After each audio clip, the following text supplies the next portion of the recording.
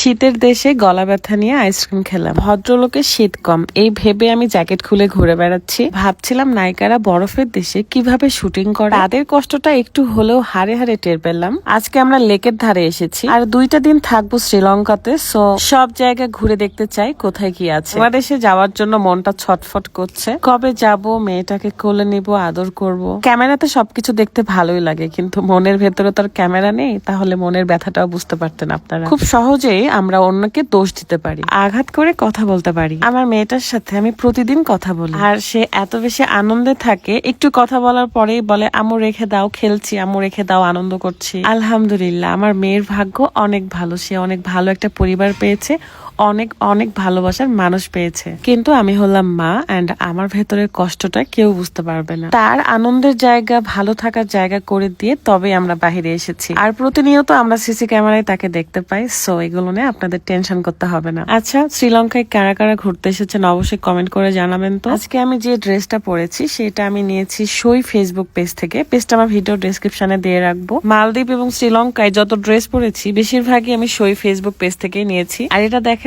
পুরোটা একটা মাকড়সার মতন ফুলের গাছ দিয়ে বানানো। এটা একটা পার্ক ছিল, পার্কের এন্ট্রি ফি ছিল 1000 রুপিয়া করে। খুবই সুন্দর, মানে যেদিকে তাকাই সেদিকেই ভালো লাগে। মাশাআল্লাহ, আল্লাহর অপরূপ সৃষ্টি। আমি তো ভাবছিলাম এত বড় পাহাড়ে, এত উঁচু জায়গায় কিভাবে একটা লেক বয়ে বেড়াচ্ছে। এখানে আবার বিভিন্ন ধরনের রাইডও আছে, আর অনেকেই রাইডে এনজয় করতেছে। এত সুন্দর ঝর্ণা দেখা যাচ্ছিল, কিন্তু ফোনে এটা বোঝাই যায় না। একটু পরপরে আমরা এরকম বড় বড় ঝর্ণা দেখতে পাচ্ছিলাম, প্রচুর ঝর্ণা এই শ্রীলঙ্কাতে।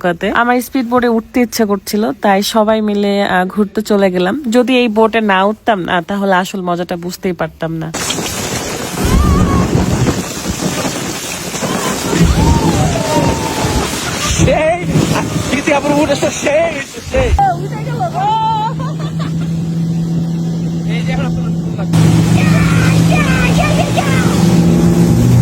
যদিও বা এখানে সাগরের মতো ঢেউ নাই, কিন্তু স্পিড বোটটা এত সুন্দর করে ড্রাইভ করে তারা, এমনিতেই অনেক বেশি ভালো লাগে। সো আমরা অনেক এনজয় করার পর নেমে পড়লাম, এন্ড খুবই ক্ষুধা লাগছে, তাই চলে আসলাম ফুড কোর্টে। এই পার্কের মধ্যে অনেক ফুড কোর্টও আছে।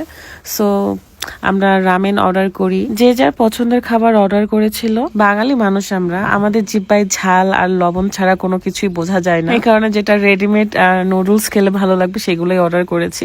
তারপরও যেন একটা কমতি ফিল করতেছিলাম। সবাই ঠান্ডার মধ্যে জ্যাকেট পরেছিল, কিন্তু আমি মাতব্বরি করে জ্যাকেটটা খুলে গাড়িতে রেখে দিয়েছিলাম। আমার কিন্তু খুবই ঠান্ডা লাগছে, আর রোদ গায়ে লাগলে খুবই মিষ্টি লাগতেছিল।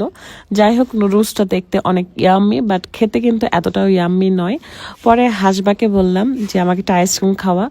কেউই খাওয়াইতে চায়নি, কারণ আমার প্রচুর ঠান্ডা লেগে আছে। কিন্তু আমিও নাছোড়বান্দা, আমিও ছাড়ি নাই, আমি একটা কিনে ছেড়েছি। এটার প্রাইস ছিল 150 রুপিয়া। আইসক্রিম আমার অনেক পছন্দ, সেটা গলা ব্যথা থাকুক আর শীত থাকুক। আমার পেছনে পাহাড়, আকাশ সবকিছু মিলে যেন একটা অন্যরকম ওয়েদার ছিল। আল্লাহর কাছে হাজার হাজার শুকরিয়া, আল্লাহ আমাকে এখানে নিয়ে এসেছে এবং এই চোখ দিয়ে এত সুন্দর প্রকৃতি দেখার সুযোগ করে দিয়েছে। এখন বিদায় নিচ্ছি, অ্যান্ড আগামীকাল আমরা অন্য স্পটে যাব, সেখানে দেখা হয়ে যাবে। ভালো থাকবেন সবাই, আল্লাহ হাফেজ।